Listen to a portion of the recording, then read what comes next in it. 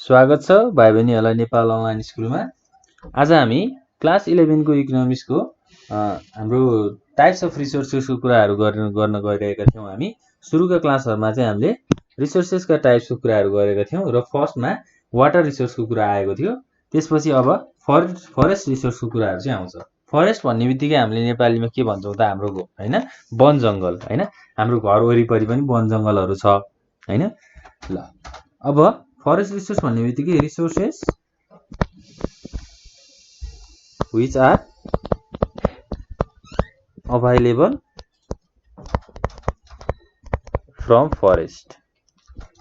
फरेस्टबाट पाउने रिसोर्सहरूलाई चाहिँ के भन्दो रहेछौँ त हामीले फरेस्ट रिसोर्सेस भनेर भन्दो रहेछौँ। अब के हुन सकिन्छ त हाम्रो फरेस्ट रिसोर्सको कुराहरुमा, जस्तै ट्रीज हैन, रुखहरू, त्यसपछि प्लान्ट्स हैन, थिक सर्ब्स,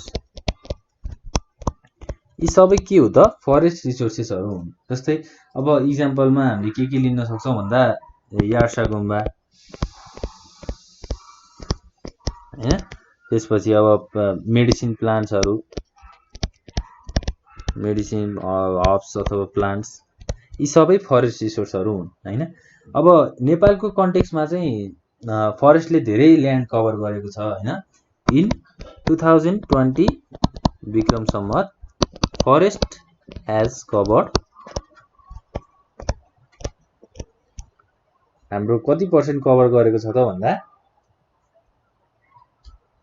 45% अफ ल्यान्ड हैन।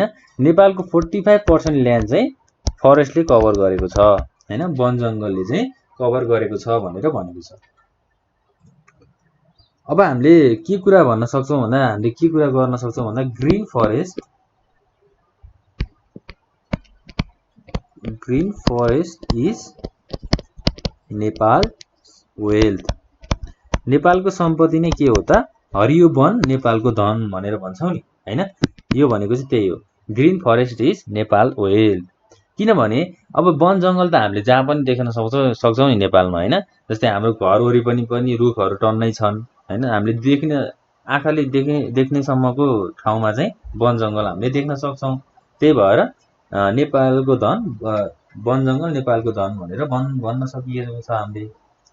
ल अब त्यही हामीले फरेस्ट रिसोर्सेसको कुराहरू गरिहाल्यौँ हैन, ट्रीज प्लान्ट्सको कुराहरू। अब यसका इम्पोर्टेन्सहरू चाहिँ के छन् त? Importance of forest resources. ल फर्स्टमा आउँछ source of income and employment. फरेस्टले चाहिँ के गर्नलाई हेल्प गर्दो रहेछ त? आम्दानी गर्न र रोजगारीहरू दिनको लागि चाहिँ हेल्प गर्दो रहेछ। जस्तै अब फरेस्ट रिसोर्सेसले चाहिँ के कुराहरू गर्छ त भन्दा फरेस्टमा चाहिँ जस्तै फरेस्टको हेरचाह गर्ने हैन, त्यहाँको रुखहरू बिरुवाहरूलाई चाहिँ मेन्टेन गरेर राख्ने। जस्तै क्याश क्रप्स लाइक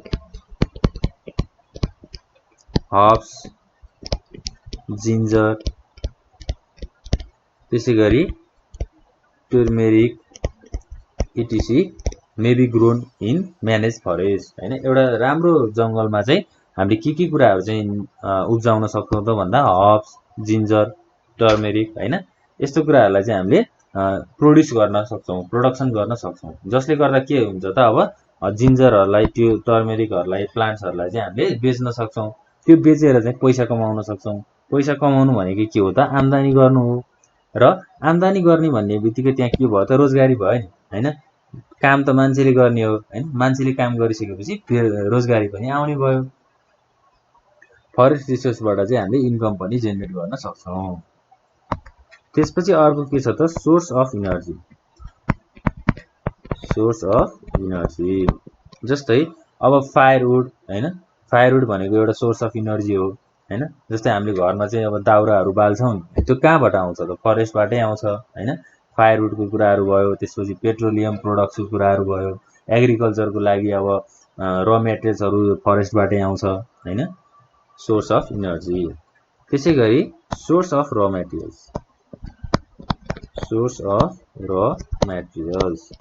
र मेटेरियल्स भनेको कुनै पनि सामान उत्पादन गर्दा लाग्ने मेटेरियल्सहरूलाई चाहिँ हामीले र मेटेरियल्स भन्छौँ। जस्तै अब नेपालमा चाहिँ के र मेटेरियल्सहरू पाइन्छ त भन्दा जस्तै यार्सा गुम्बा, त्यसपछि जटामसी हैन,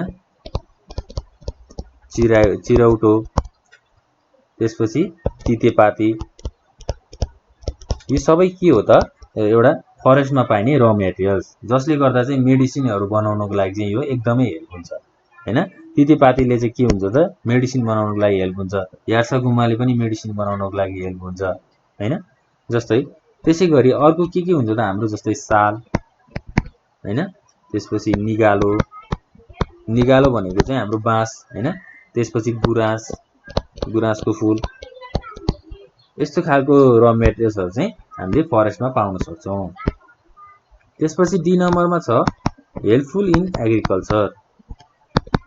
हेल्पफुल इन एग्रिकल्चर गर्नलाई पनि फरेस्ट चाहिँ एकदमै हेल्पफुल छ, किनभने अब रुखहरू भएको ठाउँमा चाहिँ पानी धेरै पर्छ हैन। फरेस्टमा जस्तै वन जङ्गलमा चाहिँ धेरै पानीहरू पर्छ, धेरै पानी परिसकेपछि के हुन्छ त एग्रिकल्चर गर्नलाई हेल्प हुन्छ। जस्तै अब धानहरू रोप्नु पर्यो भने पानी चाहियो हैन, त्यसपछि अब अरू थुप्रै जे रोप्नको लागि पनि पानी चाहिन्छ, त्यो ल्यान्डहरू पनि फर्टाइल हुनु पर्यो, त्यसको लागि चाहिँ फरेस्ट रिसोर्सले एग्रिकल्चरमा पनि हेल्प गर्ने भयो। त्यसै गरी ई नम्बरमा हेल्पफुल इन फरेन ट्रेड।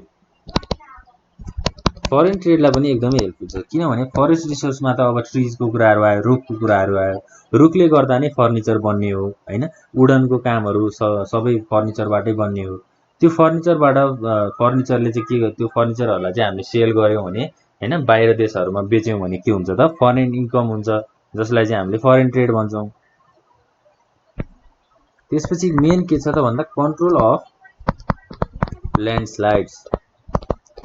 पहिरोबाट जोगिनको लागि पनि फरेस्टले धेरै हेल्प गर्छ हैन। ल्यान्डस्लाइड भनेको पहिरो हो नि हैन। जस्तै अब रुखहरू भएको ठाउँमा चाहिँ माटोहरू झर्दैन हैन, त्यसपछि अब विन्डको कुराहरू छ, हावाको कुराहरू, फरेस्ट भएको ठाउँमा चाहिँ धेरै हावा लाग्ने, त्यसपछि सनसाइनको धेरै अब घाम नलाग्ने हैन, शीतल हुने, त्यस्तो कुराहरू सबै के हुन्छ त एउटा फरेस्ट रिसोर्सले चाहिँ हामीलाई प्रोभाइड गर्छ हैन। जस्तै हामीलाई गर्मी भयो भने हामी के गर्छौँ त रुखको छेउमा गएर बस्छौँ नि हैन, त्यो सबै एडभान्टेजहरू चाहिँ हामीलाई फरेस्ट रिसोर्सले चाहिँ प्रोभाइड गरेको हुन्छ। त्यसपछि अब मेन अर्को के छ त सोर्स अफ टुरिस्ट एट्र्याक्सन। टुरिस्टहरूलाई एट्र्याक्ट गर्नको लागि पनि फरेस्ट रिसोर्सले चाहिँ एकदमै हेल्प गर्छ, किनभने टुरिस्टहरू भनेको त बाहिर देशका हुन् हैन। जस्तै अब हामीले अघिल्लो क्लासहरूमा कुरा गर्दाखेरि चाहिँ के कुरा गरेको छौँ भन्दा नेपाल चाहिँ एउटा सेकेन्ड रिचेस्ट कन्ट्री हैन। वाटर रिसोर्समा नेपाल सेकेन्ड रिचेस्ट कन्ट्री छ भने फरेस्टमा पनि त्यत्तिकै छ हैन। नेपालको हरेक ठाउँमा देख्न सक्छौँ हामीले पहाडहरू छन् हैन, त्यो पहाडहरूले चाहिँ के गर्छ त टुरिस्टहरूको मनलाई लोभ्याउँछ हैन। उनीहरूलाई चाहिँ एकदमै एउटा पिसफुल इन्भाइरोमेन्ट चाहिँ क्रिएट गर्न सक्छ, जसले गर्दा टुरिस्टहरूलाई एट्र्याक्सन हुन्छ। त्यसपछि अर्को के छ त हाम्रो सोर्स अफ फुड हैन। वन जङ्गलमा चाहिँ के पाइन्छ त भन्दा खानेकुराहरू पनि प्रशस्त रूपमा पाइन्छ। जस्तै अब प्लान्ट्सहरू पनि ह्युमन बिङ्सले चाहिँ प्लान्ट्सहरू पनि कन्ज्युम गर्न सक्छन् हैन, त्यसलाई खान सक्छन्। जस्तै अब यसमा चाहिँ के कुराहरू आउँछ भन्दा जस्तै सिस्नो हैन, त्यसपछि अब न्युरो भन्छौँ हामी हैन, सिस्नो न्युरो, यो चाहिँ हाम्रो नेपाली ल्याङ्ग्वेज हो हैन। यो प्लान्टहरू चाहिँ सबै फरेस्टमा पाइन्छ, त्यो कुराहरूलाई चाहिँ हामीले टिपेर ल्याएर घरमा ल्याएर पकाएर खान्छौँ नि हैन। एउटा सोर्स अफ फुडको पनि सोर्स चाहिँ हुँदो रहेछ। ल फरेस्ट रिसोर्सको कुराहरू चाहिँ यसरी हामीले गर्न सक्छौँ।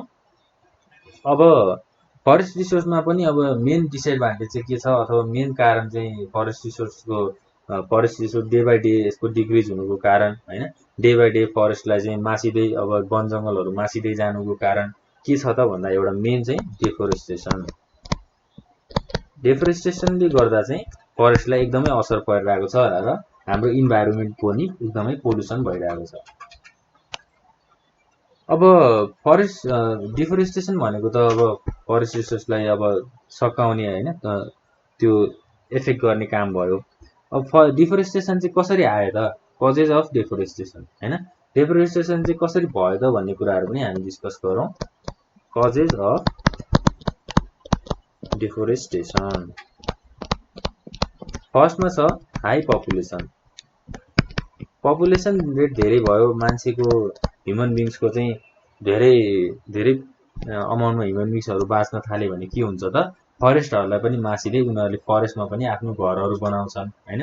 त्यो घरहरु बनाउन थालेपछि फरेस्ट मासिन्छ, त्यही भएर पपुलेसन ग्रोथ रेट एउटा मेन कारण हो। त्यसपछि हाई डिपेन्डेन्सी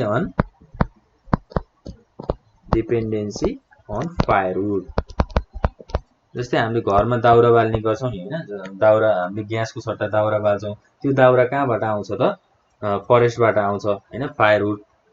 फायरवुडको धेरै युज भयो भने पनि फायरवुडमा चाहिँ धेरै डिपेन्डेन्सी भयो भने पनि डिफोरेस्टेसनको प्रब्लमहरु चाहिँ आउने गर्छ।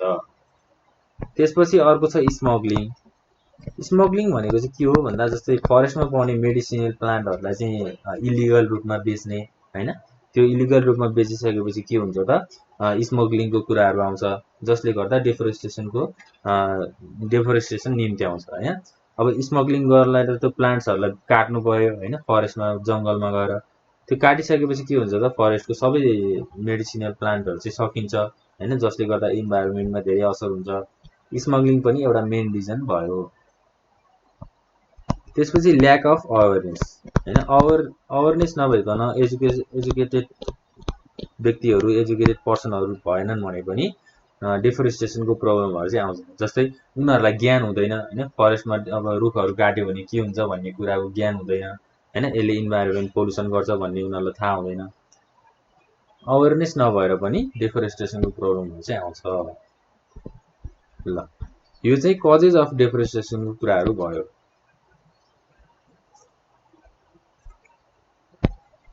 अब अरु के छ त हाम्रो जस्तै कन्सिक्वेन्सेस। अब कन्सिक्वेन्सेस पनि कुरा गरौँ।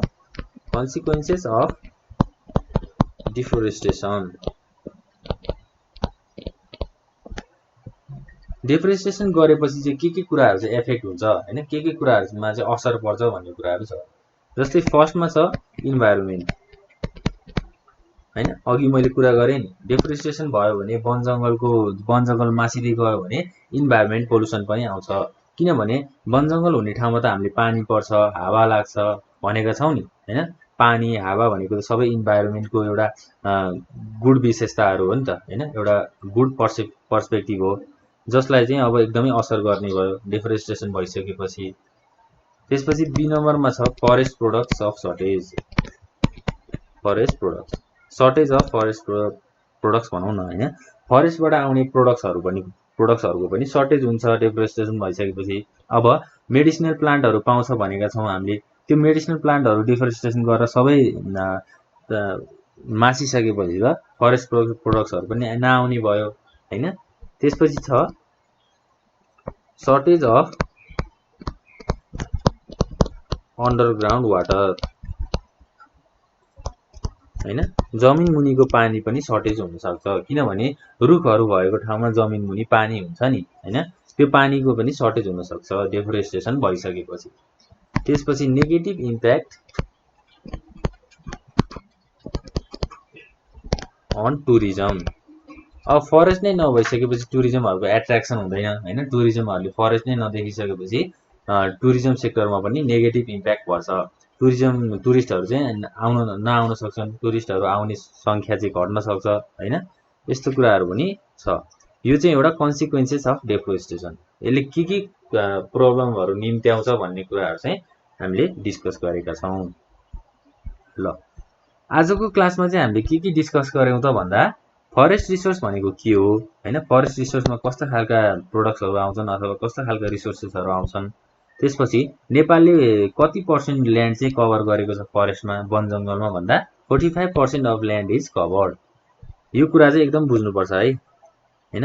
2020 सम्म नेपालमा चाहिँ 45% चाहिँ ल्यान्ड चाहिँ फरेस्टले कभर गरेको छ भन्ने बुझ्नुपर्छ। र यो लाइन चाहिँ कहिले पनि बुझ्नु हुँदैन, कहिले पनि यो लाइन चाहिँ हामीले बिर्सिनु हुँदैन है। जहिले पनि हामीले बुझिराख्नुपर्छ। Green forest is Nepal oil हैन, हरियो वन नेपालको धन भनेर जहिले पनि हामीले सम्झिनुपर्छ। त्यसपछि फरेस्ट रिसोर्सको इम्पोर्टेन्सको कुराहरू गर्यौं हैन। हामीले पोइन्टमा कुरा गरेका छौं। इन्कम एन्ड इम्प्लोइमेन्टको सोर्सहरू हुन्छ हैन। त्यसपछि सोर्स अफ इनर्जी, इनर्जीको सोर्स, र मेटेरियल्सहरू पाइन्छ। त्यसपछि हेल्पफुल इन एग्रिकल्चर हैन। यो कुराहरू चाहिँ पोइन्ट वाइज लिस्ट गर्नु होला। एक्जाममा सोध्यो भने पनि हामीलाई सजिलोसित हामीले लेख्न सक्छौं, कुनै गाह्रो कुराहरू छैन। त्यसपछि डेफोरेस्टेसन हैन। डेफोरेस्टेसन भनेको चाहिँ एउटा मेजर प्रब्लम हैन। वन जंगलहरू मासिने एउटा मेजर प्रब्लम चाहिँ डेफोरेस्टेसन हो। त्यो डेफोरेस्टेसन चाहिँ कसरी हुन्छ त भन्ने कुराहरू कजेसमा छ, जस्तै high population, dependency on firewood, smuggling हैन। यस्तो कुराहरू, यस्तो एक्टिभिटिजहरूले चाहिँ डेफोरेस्टेसन निम्त्याउँछ। त्यसपछि डेफोरेस्टेसन भइसकेपछि के कन्सिक्वेन्सेसहरू दिन्छ, त्यसले प्रब्लमहरू के ल्याउँछ भन्ने कुराहरू पनि हामीले डिस्कस गर्यौं, जस्तै इन्भाइरोमेन्ट पोल्युसन हैन। त्यसपछि फरेस्ट प्रोडक्ट्सहरू घट्ने। ल यो कुराहरू चाहिँ पोइन्ट वाइज लेखेर आफ्नो एक्जाममा लेख्नु होला र राम्रोसँग पढ्नु होला। अर्को क्लासमा चाहिँ हामी के कुरा गर्छौं भन्दा मिनरल रिसोर्सको कुराहरू गर्छौं। यति भन्दै आजको क्लास यही हुनुहुन्छ। Thank you.